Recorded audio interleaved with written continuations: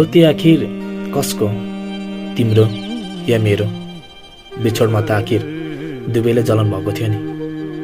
प्रेममा झगडा हुन्न र गल्ती हुँदा सम्झाउनु बुझाउनु सक्थ्यौ नि।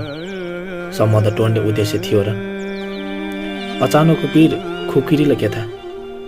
आखिर तिमी नि त्यही खुकुरी भयो। मेरो पीडा, मेरो दुःख, मेरो आँसु तिमीले बुझ्न सकेनौ।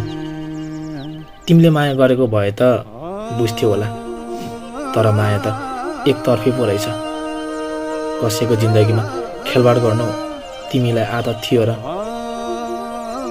छोड्नु नि थियो भने मेरो जिन्दगीमा आउनु जरुरी थियो र। प्रेमको परिभाषा के हो त आखिर? किन बुझेनौ तिमीले, या बुझ्न नचाहेको तिमीले? त्यो माया, त्यो प्रेम आखिर सम्झनामा मात्र सीमित रह्यो। तिमी गएसरी तिम्रो याद पनि लिएर गए हुने नि। किन याद छोडेर ती मात्र गएको? तिम्रो सम्झना, तिम्रो याद लान मिल्छ भने लगेर जाउन माया। तिम्रो याद, तिम्रो सम्झनाले दिनरात मुटु पोलेको छ। कहाँ गएर पुगौँ, कसलाई सुनौ?